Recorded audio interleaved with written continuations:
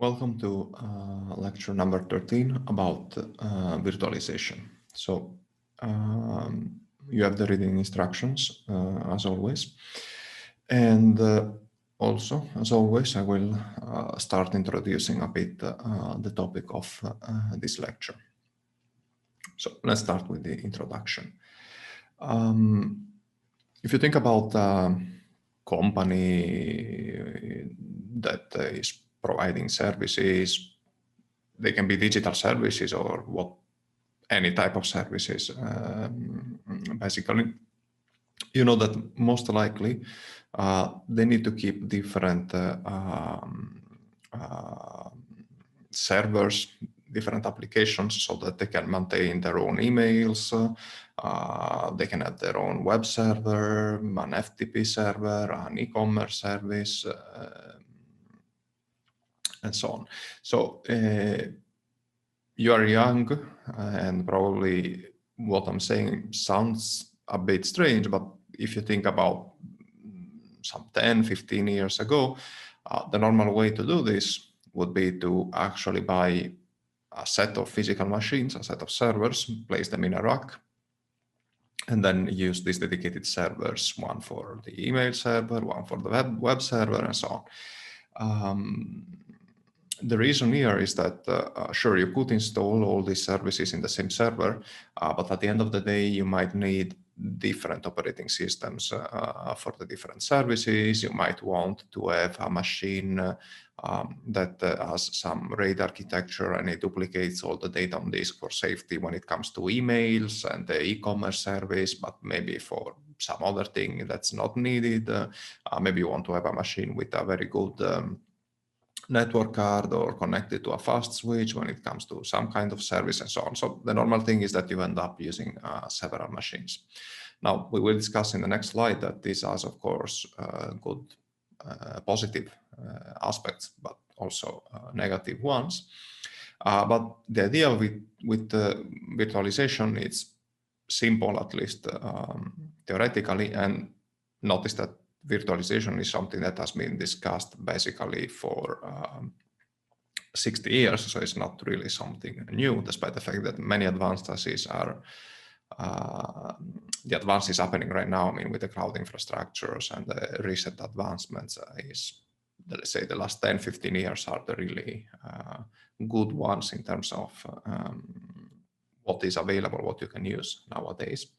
But now the idea is to create an extra layer, an extra middleware that separates the physical hardware, let's say in this case, one single server, okay?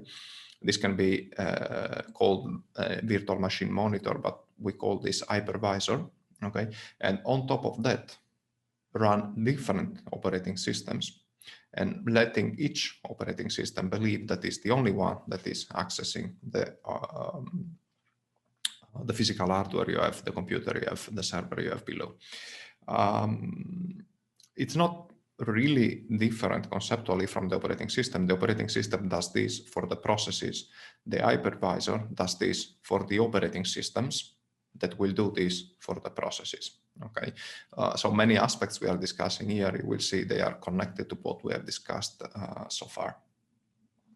So if one wants to think about benefits and downsides here, if you don't use virtualization, so if you have individual servers for each, let's say, service you want to offer, of course you can handle more load, right? If one machine cannot do everything, you can move to a different machine part of the services. It's more reliable. If one server crashes, the others can still work. It's also better for security. So if an intruder manages to corrupt one of the machines, well, the others might still be safe as long as they don't suffer from the same possible problem. And of course, you can run different operating systems. You have no restrictions on what you do on the different computers. But of course, this costs a lot of money and a lot of time because you have to maintain all the servers. On the other end, if you go with virtualization, it's still reliable as long as the failures are happening at the software level. If one operating system crashes, the hypervisor can still let the other operating systems run. And in practice, there are higher chances that a failure happens because of software than it does because of hardware. You can run still different operating systems, that's fine. Also, the code you really need to maintain and trust, because it's the one that is accessing the physical hardware, is the one of the hypervisor. And the code of the hypervisor usually does not need to be as big as the code of the operating system. So it's also easier to maintain. It costs less, of course, you only have to buy one server. It's also cheaper to try out application and services. If you want to try a piece of software and how it works on different operating systems, you don't need to install these on different servers. You can just create an operating system for a while, let the hypervisor run it, and then test your stuff. And actually, this is what we use to provide virtual appliances. So if you want to provide a piece of software that requires a specific operating system with specific versions of libraries and so on and so forth, you can create a virtual machine that has the perfect environment, the exact environment you need for that application, install the application, and then give to your clients not just the application, but the entire operating system with all the requirements and the application, and then ask your clients to run it within an hypervisor. You can run old applications that require operating systems that are very old and you don't want to maintain, so you just have a copy of that virtual machine to run them. We will discuss also, we will see that it's easier to migrate services and operating systems since everything is virtual. You don't really run the stuff it's not really installed on top of the hardware. There is the hypervisor. It's easier to move one virtual machine from one server with one hypervisor to a server with another hypervisor if that is what you have to do.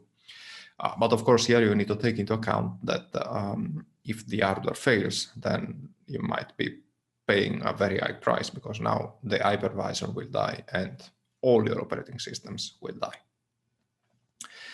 And I guess everyone is familiar with the term cloud or the cloud, despite the fact that many people have different opinion on what exactly it is. But hopefully you can agree with me here that if you think about virtualization and you stretch it to the point in which you actually don't even buy the physical server, but you just connect to a server that runs an hypervisor and delivers you different services, different operating systems, that is basically the cloud, okay?